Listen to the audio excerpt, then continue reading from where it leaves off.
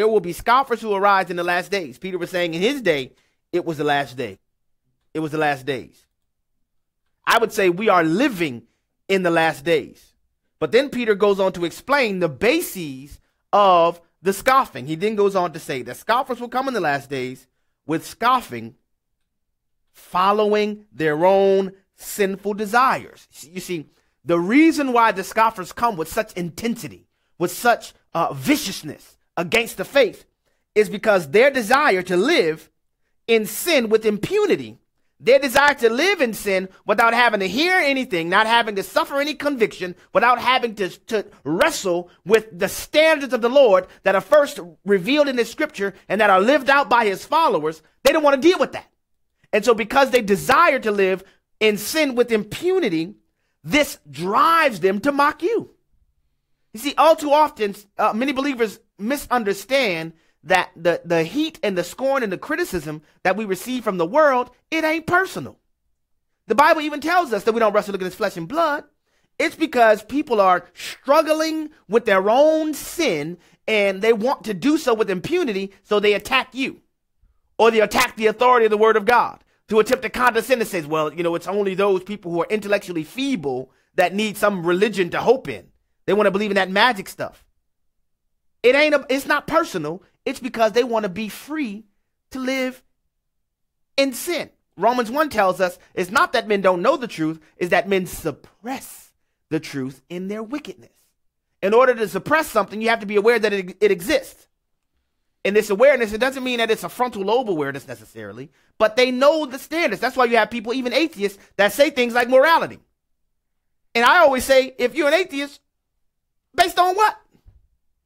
If you have no objective standard of morality, why is it wrong to do harm to children? Why is it wrong? Why is Harvey Weinstein wrong if there is no such thing as objective truth? No, they attack you because their desire is to live in sin with impunity. Peter says that scoffers come and their scoffing is based on their own sinful desires. And then they add to the scoffing, where's the promise of his coming? Things are just going on the way that they've been going on. And I think we see a lot of this with the high hand with which many of those in the political establishmentarian ilk, they act and do their work. You're going to get into the Paul Manafort indictment and, you know, with the Clintons and all these different people, they do things and act as if nobody's ever going to find out what they're doing. You know, they just live as though, hey, man, what's the big deal? I'm big and bad enough. Nobody's going to catch me doing what I'm doing. And look what the Lord says.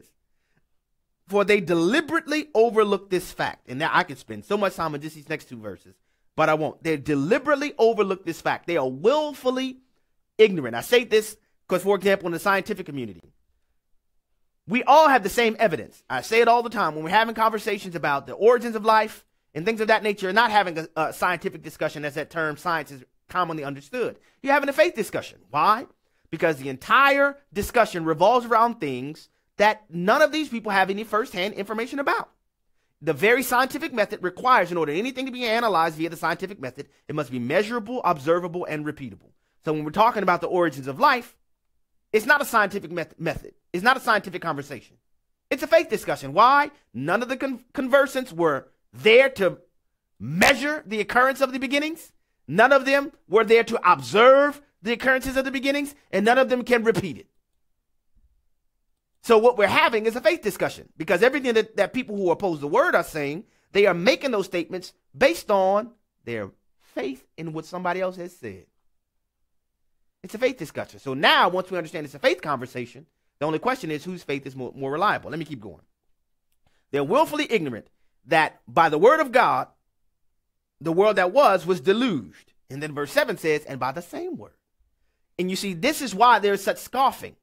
Because if they're faced to receive and embrace the reality that the world that once was, suffered a deluge, which is why you have fossils on the top of mountains. You have, discovery of scientific evidence and fossils that completely destroy the geological column. The reason why they fight that so vociferously, the reason why legislators oppose creationism being taught alongside macroevolutionary theory, is because they cannot allow a divine foot in the door. They cannot allow any access there, because if they do, they have to say, wait a minute. So if you mean to tell me if there was this global flood thing, that means this next part of Peter's writings is true. That the world, by the same word that the deluge came, that this world is being reserved for fire.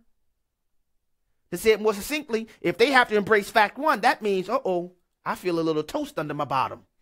Because there's some heat. There's a heater coming. And so that's why the scoffing comes. And this is where I want to get to. I'll say these last few things. When Peter in verse 8 says, don't overlook this fact. A day is as 1,000 years with the Lord, and 1,000 years is as a day with the Lord. When Peter says that, that is not Peter announcing the way that the Lord measures time. It's not. It is a poetic rendering to convey one reality, that God exists outside of time. All Peter is saying is that God is not limited to time the way men are. That if you put the entire span of human history on a timeline, God exists outside of that timeline. And then he concludes with the great crescendo, which is where I want to land for this first segment of the program today. Verse 9, that the Lord is not slack or slow to fulfill his promises, as some count slowness or slackness, but he is patient. He is patient toward you and towards me, not wishing that any should perish, but that all should reach repentance. When people are scoffing and mocking, saying, why would the Lord allow this to happen? I'm going to tell you. Why are these things happening? Because the Lord wants men to come to repentance. If the Lord would wrap up human history right now, there would be a lot of people that would knock the bottom out of not merely hell, because the Bible tells us that death and hell will be cast into the lake of fire.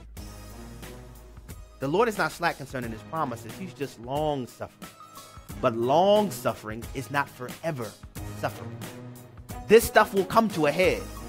There are lots of things. We're going to talk about Paul Manafort and Hillary Clinton and all these other people. They thought they would get away with all of this stuff. But you see it starting to come out. I'm telling you, the Lord is revealing these things so people can repent. Not to put points on the board for R's and D's, but so that people can repent. There's some people that they've created a prison of luxury. And they think because of their luxury that nothing can touch them. Where the Lord in his grace will touch what they perceive as their security blankets. So they come face to face with the fact that, man, I'm bankrupt and I need the Lord. The pronoun police in California. Hi, I'm Matt Staver with Freedom's Call. We knew that California was out there, but now a new law gives special privileges to LGBT seniors in assisted living homes. Nurses and caregivers can lose their job if they use the biologically correct pronoun to describe a patient, but that's not all. They can also be prosecuted, serve up to 1 year in prison, and pay a fine of up to $1,000. Their crime? Simply addressing a man who thinks he's a woman according to his biological reality. That is outrageous.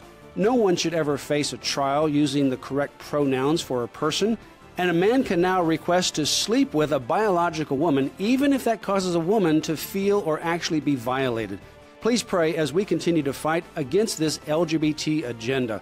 For more information regarding this and other stories, visit Liberty Counsel's website at lc.org. That's lc.org. Some years ago at the Residential Counseling Center for Troubled Teens called Heartlight, we helped a girl through some particularly tough issues. Hi, I'm Mark Gregston with Parenting Today's Teens. After a lot of hard work and the unconditional love of her parents, she was able to move on to a new life with both joy and celebration. And just recently, I tearfully watched her say her wedding vows.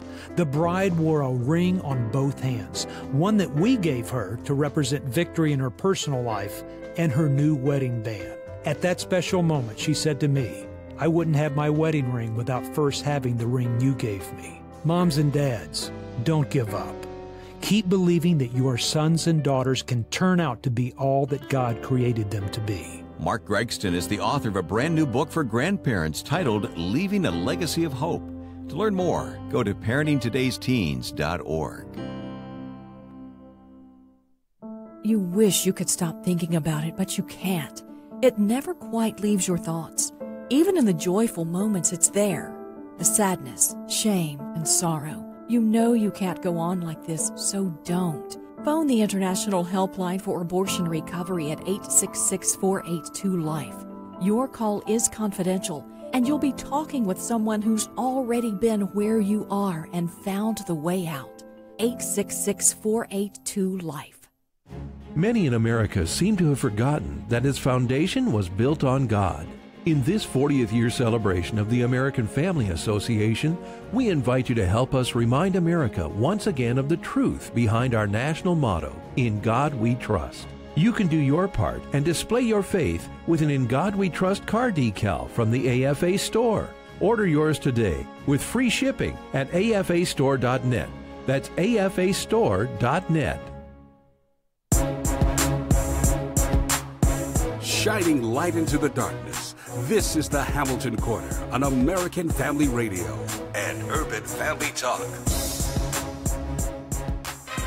And good morning, everyone. We've got some breaking news on the first indictments tied to the Russia investigation by Special Counsel Robert Mueller. All right, folks, so we got some breaking news here we've all been waiting for. NBC News has learned former Trump campaign chairman Paul Manafort and a deputy campaign official, Rick Gates, will turn themselves in to face charges today. President Trump's former campaign chairman, Paul Manafort, is expected to surrender to authorities. The president's former campaign manager, chairman Paul Manafort, surrendered to federal authorities this morning. The big breaking news this morning, CNN had reported on Friday that charges would be forthcoming. Indictments from Special Counsel Robert Mueller's investigation have just been revealed. This is what we've been reporting for some time now, that this is where the focus of some of the Special Counsel's investigation has been. Charges were presented, indictments were returned, but under seal, but now we have new information. This is, as we suspected, really, that someone would be turning themselves in this morning, and it's happening. It seems to be Paul Manafort.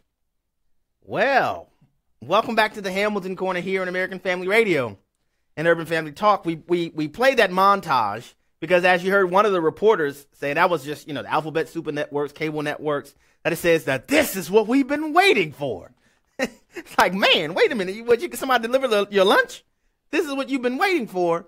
But, of course, we know the majority of the talking snake media have simply been thirsting for something to come of this special counsel Trump-Russia collusion situation. So I'm going to dig into it, and,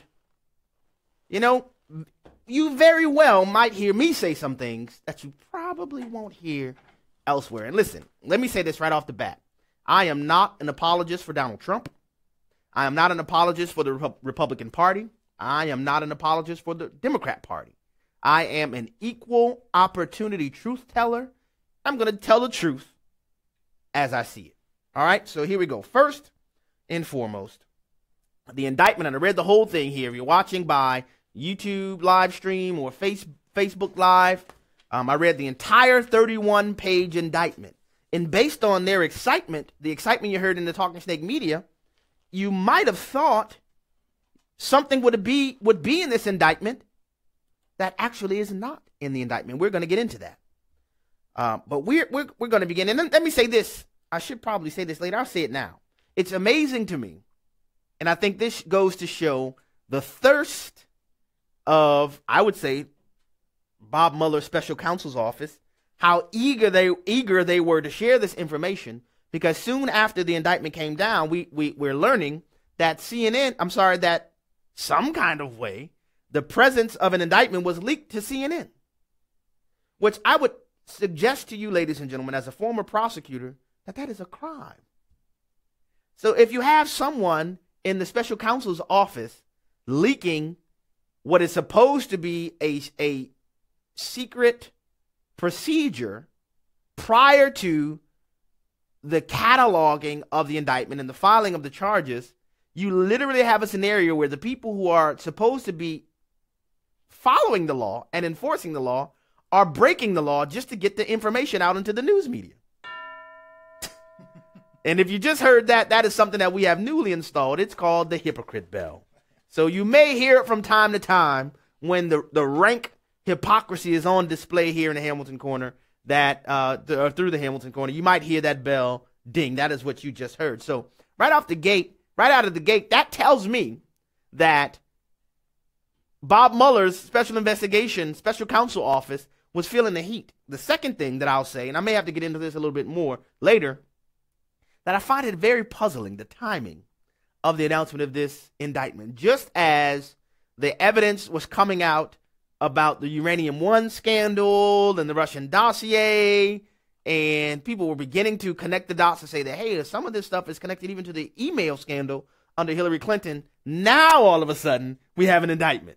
You know, I mean, does anybody else find that timing a little peculiar? Which, by the way, I've said this here, that the Uranium One scandal's implications go all the way to Bob Mueller himself. And in my estimation, in my opinion, I'm just, this is just Abe's opinion, that Bob Mueller announced this indictment now in an effort to try to solidify his position as special counsel, to attempt to say, see, we've returned an indictment, so nobody can get rid of me now, because if you get rid of me now, it's clearly because you don't like the way that we're producing these charges. And just as sure as you know it, as soon as information about the indictment hit the news reel, that Chuck Schumer, right off the bat, right out of the gate, oh, President Trump, if you try to interfere with this investigation, that, he warned, what is what Chuck Schumer said, he warned the president. Now, I'm just a dude from the block, but you tell me you warning me, that sounds like, what, you got a stick behind your back? What, are you threatening me? Is that what's happening? But let's get to this indictment. So, 31 pages, there are 12 counts in the indictment, and I will inform you as to what all the counts are and the punishment range for each count. And the indictments are of Paul Manafort and Richard Gates III. Richard Gates was Paul Manafort's right-hand man in Paul Manafort's lobbying organization. It's a well-known fact that Paul Manafort, he was a mover and shaker in the Republican Party in times gone by. He was an advisor to Republican President Gerald Ford, to Ronald Reagan, to George H.W. Bush, and Bob Dole. He was a mover and shaker in the Republican Party in times past, but his star had dimmed quite a bit. So it appears that as a result of his star dimming domestically, that Paul Manafort started swimming in international waters. And there was a story. I'm going to play some audio. I want to get to it during this segment, but I may have to carry it over to the next segment. We'll see how things unfold. But last week, Tucker Carlson was sharing that he had a witness that he didn't want to reveal yet, who was saying that, well, the focus of this special prosecution has turned really away from collusion between the Trump campaign and Russia and turned to Eastern European countries like the Ukraine and others seeking to gain business, financial, and political influence through other means, which I'm going to get to. But let's go through the indictment first. So first, the indictment charges Richard Gates and Paul Manafort with conspiracy against the United States. And let me say this, what an indictment is. Because some people think an indictment is evidence. Any lawyer will tell you, especially when trials take place, that one of the first instructions that judges give to jurors is that the indictment is not evidence that a crime took place. It is merely the charging instrument by which the government, whether it be a state government or the federal government, is advancing its criminal charges. Now, I don't want to minimize it either, because, again, as a former prosecutor, that it is my responsibility not to even pursue an indictment unless I reasonably believe I have probable cause that the crime that I'm accusing the charge party with has taken place. But I'm just explaining to you the same thing that a judge would explain to a juror, that an indictment is not evidence that the crime took place. If the government produces an indictment, then the government then has an obligation to produce the evidence to demonstrate that the charge took place in order to sustain a conviction. So to say it succinctly, an indictment is a charging instrument. Within this federal context, in most states, there are laws concerning felony crimes that they require an indictment to pursue the charges that could result in a trial. You cannot have, a plea bargain or a trial without a charging instrument being presented. All right, I want to explain that. So, but count one, it's 12 counts in the indictment. Count one is conspiracy against the United States. And the thing that's interesting is that all of these charges, they stem from financial dealings between Manafort and Gates and foreign offshore accounts, because the indictment lays out allegations that Manafort, I think it's well known. I'm not going to say allegations. It basically alleges, I just said that right.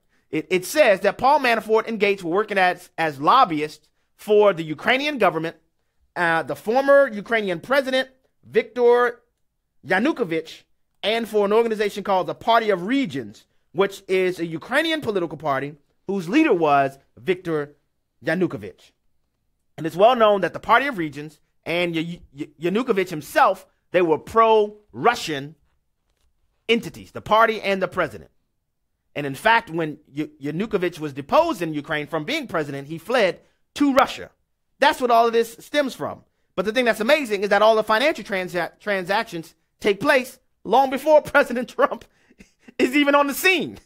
The time periods are way before President Trump is even on the scene. But let me get to the allegations. Next, conspiracy to launder money.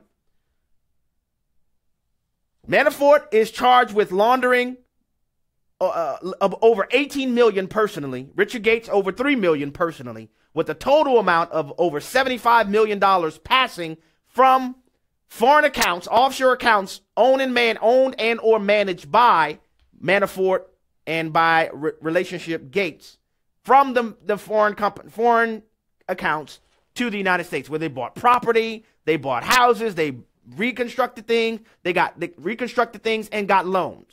All right. So conspiracy to launder money. Counts 3 through 6 all allege failure to file reports of foreign bank and financial accounts. To say it's simply lying on your tax returns.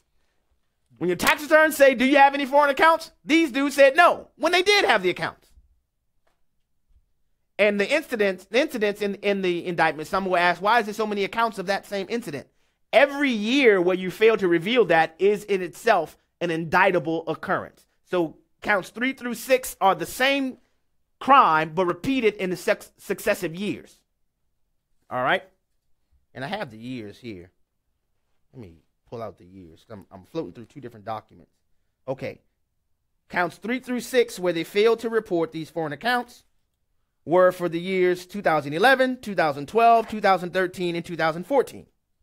Counts 7 through 9 are the exact same charge, but for different years. Okay? The exact same charge, 2011, 2012, 2013. So in addition to the same charge, you get additional charges for the separate accounts. So let's just say I have two different accounts. I'll use myself. And I fail to report those two different offshore accounts in those successive years. I can get, let's say it's 3 years, I can get 3 charges, 3 counts for one account that I don't report in 3 successive years, and I can get 3 additional charges for the second account for the 3 successive years. Does that make sense? All right. Count 10. So now we've gone through 9 accounts already. Count 10 is for both of these individuals failing to register as agents of foreign principals. The law requires that if you are going to lobby on behalf of a foreign government, you have to register with the Department of Justice. These guys didn't do that, according to the indictment. Then, count 11 alleges false and misleading statements under the Foreign Agents Registration Act. Not only did they fail to register, when they were asked by FBI investigators under oath in various documents and in other places, they failed to admit it even then. They say, man, it seems like you're a foreign agent for these Ukrainian principals. Is that true? They said no. That's count 11. And count 12 is false statements because they asked them again in 2016 and 2017, were you guys lobbying for the Ukrainian principals? And they say no again. This is a summary, the bases of these charges. The ranges of punishment, just to cut right to the chase, the most they can serve is a maximum of 20 years if convicted, and they have other financial provisions that can result in fines and other financial obligations if convicted. Now, this is, and let me say this before I go on too far, because you heard in all of the media montage, in all of the media discussions, the things that they continue to say is Trump campaign manager, Trump campaign manager, Trump campaign manager does this. And even talking to Jeff before the show, I asked the question, well, does President Trump, did he know this when he hired Paul Manafort to be his campaign manager? Because it is a legitimate question if President Trump did not know this, well, how incompetent can you be as a campaign to not know who you're hiring to manage your campaign? Or even worse, if you did know this and yet you hire them anyway, why would you do so? Okay? It turns out, and you have to remember the unfolding of events. President Trump's campaign manager originally was who? Corey Lewandowski. What happened? Corey Lewandowski got into the incident where he shoved the reporter. President Trump fired Corey Lewandowski from his campaign. Paul Manafort becomes the campaign manager in June of 2016. And something that's often forgotten is that Manafort only served as a campaign manager from June to August. June to August. That's it. It turns out, exactly. And look, Jason is laughing because the way that the media spins it, it makes it look like, man, this dude's been riding with Trump for forever. When that's just factually inaccurate. In addition to that, and this is another thing that you won't hear from the mainstream media, why did President Trump get rid of Paul Manafort? Legitimate question, right? Mm-hmm. It turns out that once President Trump became aware, and then candidate Trump, of just whisperings of this, I don't think he knew all of everything, but if you just do a little bit digging, it appears that the reason why, in addition to the fact that they were losing at the time, candidate Trump was losing, but in addition to that, it turns out that as President Trump became aware of some of these Ukrainian dealings, that he fired him. Now, why would you not hear that information from the Talking Snake media? Because they want to continue to paint this collusion narrative. Next question I have for you. What is the big, this is the big, chocolate in the chocolate milk. What is the big thing that's missing from the indictment? There is nothing in the indictment that even suggests anything concerning President Trump's campaign colluding with Russia. Now, you won't hear that very much. You might hear it in a whisper, no evidence collusion. But there's an indictment on Trump's campaign manager because they're going to attempt to say that, where there's smoke, there's fire. They've been saying where there's smoke, there's fire for almost a year and a half now. I'm going to make a bold statement that I don't have any fear of successful contradiction. You're not going to find any evidence of collusion between the Trump campaign and Russia. Now, Paul Manafort seems like he's a bad dude. Seems like he's a snake. And why would you allow this dude to get close to your campaign? That's something the president is going to have to explain. But the Trump-Russia collusion thing, me don't think so. Back after this break. I feel so hopeless. Is there any hope? I just feel like there's no hope at all. Is there any hope? Get hope.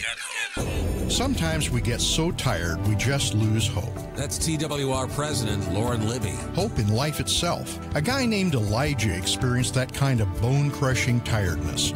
He'd been in conflict with a political leader and his wife. In fact, the conflict was so bad that Elijah gave up hope for life itself. In the midst of all that, he sensed a small voice talking to him saying, "There are people who share your same values and feel the same way you do, and I know who they are." In other words, don't lose hope. Jesus still does that today. As we tell him about our seemingly impossible situations in which there is no hope, he can still speak to us with a small voice, giving perspective and hope. Need more hope? We have resources waiting for you, including a free devotional. You'll find them at gethoperadio.com. That's gethoperadio.com. Hi everyone, Carl Kirby with Reasons for Hope talking about the giraffe. Did you know that giraffes very rarely lay down? They only sleep about 20 minutes a day at 5 minutes a stretch. They even give birth standing up. Talk about an Iron Man. So why doesn't the giraffe get tired holding their neck up all day long? Because of an amazing design by God. God gave giraffes a tendon that runs from the base of their skull all the way to where their tails begin that holds their neck up, not the muscles. They only use their muscles to pull their heads down, not up. Fact is, when you see a giraffe lift their heads after getting a drink, it almost seems to spring back up, and that's because it is. The tendon is actually popping their heads back up for them. Do your best to imagine that such an amazing design feature happened as a result of genetic mutation. That's less like fact and more like fanciful fantasy. For more information, check us out at rforh.com. Stay bold. Hello, Americans. I'm Todd Starnes with news and commentary next. Halloween came early to the nation's capital, and special counsel Robert Mueller is the Grim Reaper. Former Trump campaign chairman Paul Manafort and Manafort's longtime business partner indicted, charged in a 12-count indictment with conspiring to launder money and making false statements. Democrats are about as giddy as a schoolgirl at a Justin Bieber concert. It's only a matter of time before the talking heads on television start using phrases like high crimes and misdemeanors. But let's be clear. As President Trump said, the allegations levied against Mr. Manafort happened years before the campaign, has nothing to do with Russian collusion, which is what the investigation was supposed to be about in the first place. To be clear, Robert Mueller is on a political crusade to take down a president, and that's why Mr. Mueller and his cronies need to be shown the door sooner rather than later. I'm Todd Starnes. The Hamilton Corner podcast and one-minute commentaries are available at afr.net and urbanfamilytalk.com. Back to the Hamilton Corner on American Family Radio and Urban Family Talk. Welcome back to the Hamilton Corner here on American Family Radio and Urban Family Talk. I will get to calls, but it'll be later in this segment because there's more to this Manafort indictment that we have to discuss. Because, again, some other information that you will not hear from the Talking Snake media is that, don't you know, the very day that Paul Manafort and Richard Gates III are indicted, Tony Podesta steps down from his lobbying firm. Now, why you gonna do that, Tony? Why you gonna do that? And how many in the Talking Snake media are gonna cover this? I'll tell you why. Because much like Paul Manafort and his lobbying firm worked for Ukrainian operatives, guess who else worked for Ukrainian operatives? I'll give you one guess. The Podesta Group. But you don't hear anybody talking about that. The Podesta Group. In the indictment, and I'm going to read some paragraphs. Well, before I read from the paragraphs, let me just play a little audio from Tucker Carlson from last week. Go ahead and play clip 2, then I'll read from the indictment. The source we spoke to has been interviewed extensively by Robert Mueller's independent investigators. In press accounts, Mueller's investigation is still framed as a hunt for collusion between Donald Trump's presidential campaign and the government of Russia. Our source says investigators are, in fact, very interested in Manafort's behavior while he ran the Trump campaign, but otherwise that description is mostly bogus. The investigation has broadened now to determine which people and which organizations in Washington have spent years working secretly as de facto operatives on behalf of Russian government and business interests. The Podesta Group is chief among these. Quote, they are more focused on facilitators of Russian influence in this country, says our source, than they are on election collusion. The Podesta Group, he says, quote, is in their crosshairs. Now, we should note the obvious, which is that many of the lobbying efforts our source described to us today are not yet illegal necessarily, and that tells you a lot about modern American politics. But if true, the story we heard overturns much of what we think we know about Russian attempts to influence American policy. We believe our source is telling the truth. The facts we've been able to check have turned out to be accurate. We believe our source has exposed behavior that undermines this country, but that unfortunately is common here in Washington. We plan to proceed carefully as we report this out, but we will proceed, bringing you everything we find. We suspect there's a lot there. Now, that was last Wednesday. Now, that was said. Now, if you were doing a little bit of reporting, just a wee little bit, you have this information from last Wednesday. The Manafort indictment comes down. Then Tony Podesta resigns from the lobbying firm that he co-founded. With who did he co-found that, gentlemen? Who? Tony Podesta. Oh, I remember John Podesta. John Podesta is literally the centrifugal force. Well, the Podesta brothers together are the centrifugal force of Democrat lobbying and campaign financing. And John Podesta was the chairman of Hillary Clinton's presidential campaign. You see where I'm going with this? See, ladies and gentlemen, I would submit to you that this Paul Manafort indictment is the first offering and what more than likely will be an effort to flip Manafort to go after some other people. I can just tell you that as a prosecutor, oftentimes the first indictment that comes is in an effort to get a linchpin witness where you put him up against the corner where you say either you cooperate or you're going down. That's what I think is happening, because I'll read to you from the indictment. And let me just say this information before I read to you from the indictment. In the indictment, there is a portion of it where Paul Manafort and Richard Gates employ two companies that are listed in the indictment, two companies that are listed in the indictment as Company A and Company B, to lobby the U.S. government on behalf of an entity called the European Center for Modern Ukraine. This European Center for Modern Ukraine was basically the effort to try to make Yanukovych seem palatable to the Americans, because Yanukovych had all kind of things going on. Reports indicate that Company A and B in the indictment refer to the Podesta Group and another organization called Mercury LLC. Now, Tony Podesta has resigned from the Podesta Group now. Listen to what the indictment says. Quote, at the direction of Manafort and Gates, Company A and Company B engaged in extensive lobbying.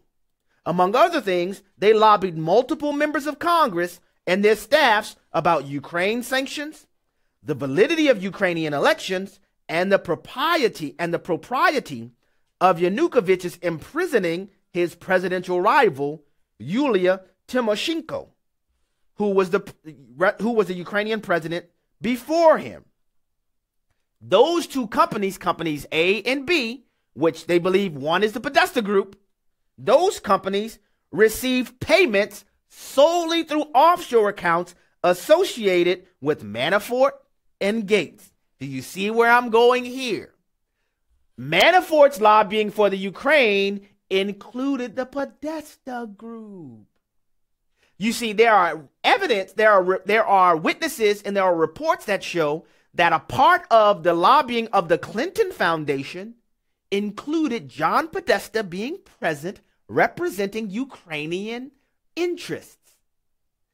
It was widely known that Tony Podesta would often accompany Paul Manafort to his meetings with representatives from the Clinton Foundation. That just magically happened to be a part of the unrolling of the $100+ million that made into the Clinton Foundation coffers. Now, you won't hear that from the Talking Snake media. Oh, no. Trump campaign chairman has been indicted. But they won't tell you Tony Podesta resigned today. I would not be surprised, and I'll just tell you, Tony Podesta resigned and told his company that he doesn't plan to go quietly. Go where, Tony? I mean, if you didn't do anything, where are you going? He told his company that I don't plan to go quietly. Could it be that Tony Podesta is saying that if I'm going down, I'm taking all of y'all down with me? Again, you won't hear this reported from the Talking Snake media. That's why you listen to the Hamilton Corner. Because I'll dig, and I'm going to tell you the truth. I said it before. For President Trump to allow Paul Manafort into his campaign with this type of background, that shows either his ignorance, it shows his political naivete, or it shows something worse, that he was willing to hire somebody with that background. For whatever reason, after he was on the job just 2 months, almost 3 months, President Trump then fires him and replaces him with Kellyanne Conway. Now, if there's more information about President Trump doing something illegal, listen, I'll be the first to do it. I've said before, there are lots of things President Trump does that I completely disagree with. But what I'm suggesting is that when you have the fact that Hillary Clinton's campaign and the DNC paid for the Russian dossier, and the Russian dossier is what resulted in the whole Trump-Russia collusion narrative to begin with, and now we find out that, because of the Uranium One deal, that the collusion between Russia and anybody more than likely happened with Hillary Clinton. And just as that was coming to the fore, which clearly implicated Bob Mueller and Rod Rosenstein as being those who kind of smushed the Uranium One deal, now all of a sudden we have an indictment from the special counsel's office? All I'm telling you is I smell a rat. I smell a rat. And I would suggest to you that I do not believe that this indictment of Paul Manafort justifies Bob Mueller heading up the special counsel investigation. No, sir. because I think there's enough information. You had less evidence when you started the Trump-Russian collusion investigation. You certainly, at a minimum, have enough evidence to find out what is going on with the Uranium One deal. I have so much more I could say about this, but I'm going to open the phone lines because I know many of you want to weigh on this. So if you want to be a part of the program, the phone number to call to weigh in is 888-589-8840. That number again is 888-589-8840. Don't be surprised. Do not be surprised. And I think it's pretty clear, if you're paying attention, that this special counsel investigation has turned and is including within its focus the Podesta Group. The Podesta Group. And Tony Podesta has stepped down from his position the very same day that the indictment is announced. Well, I have one more story I guess I'll share a little bit about, which I find pretty amazing. I'll try to just hit it as quickly as I can. Kevin Spacey. How many of you heard about this? Well, an actor by the name of Anthony Rapp. I have to tell you, I didn't have a clue who he was. And I only know about Kevin Spacey from the movie The Usual Suspects. You know, but Anthony Rapp accused Kevin Spacey of attempting to abuse him sexually when he was 14 years old. When he was 14 years old. Kevin Spacey and Anthony Rapp both were actors at the time in Hollywood when Spacey was 26 years old and Anthony Rapp was 14 years old. And apparently Anthony Rapp went to Kevin Spacey's apartment for some kind of party. And while the party's going on, Anthony Rapp apparently didn't like the party or whatever, was watching movies for a couple hours in Kevin Spacey's bedroom. Spacey enters the bedroom and then grabs Anthony Rapp, picks him up, pushes him onto the bed, and lays on the guy, lays on Anthony Rapp. Anthony Rapp said it was clear that Kevin Spacey was making a sexual advance toward him. In response, Kevin Spacey uses Twitter to say that, I honestly do not remember the encounter. It would have been 30 years ago, but if I did behave then as he describes, I owe him the sincerest apology for what would have been deeply inappropriate drunken behavior. What? Then he goes on to say, oh, by the way, world, I'm a homosexual. And I'm going to tell you why he did that. Because I think Kevin Spacey recognizes that the Teflon umbrella of protection is the declaration that he's a homosexual man. He says now, even though he has a history of having romantic relationships with men and women, he now chooses, this is his own words, he chooses to live as a homosexual man. Now, wouldn't you know it? Even though this guy, Anthony Rapp, accuses Kevin Spacey of abusing him as a young boy, many media outlets begin applauding Kevin Spacey for coming out. And there were some secular outlets and even some homosexuals themselves who said, wait a minute, you can't just hide under the rainbow, which I would say that's the wrong usage of the rainbow. You can't just cloak yourself in homosexuality and think you're going to be able to skate on being accused of abusing a boy sexually. And now Netflix has dropped Kevin Spacey's show, The House of Cards. I may have more to say about this, but let's go to the phone lines. I may have more to say about this later because we're already running out of show. I'm telling you, the show goes too fast. Let's go first to Iowa, where Alan is on the line. Alan, thank you for calling the Hamilton Corner. Welcome to the program.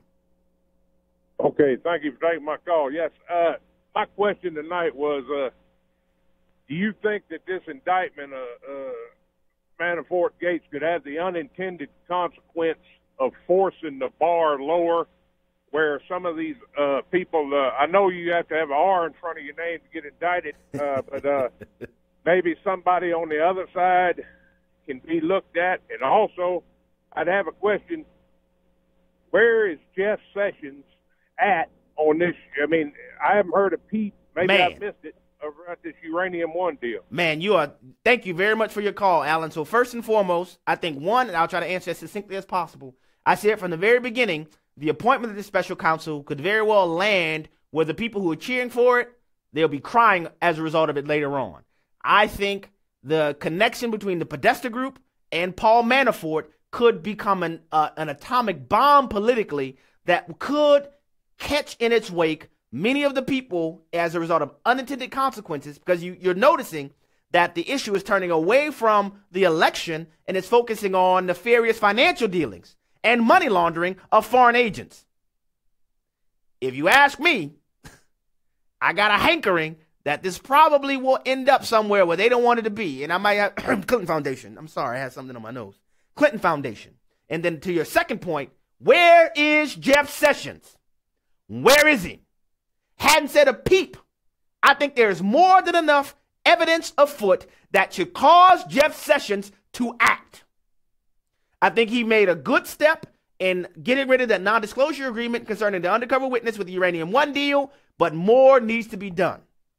Back to the phone as we try to squeeze in one more call before the show ends. We'll go next to Georgia, where Fred is on the line. Fred, you have 30 seconds. Go right ahead.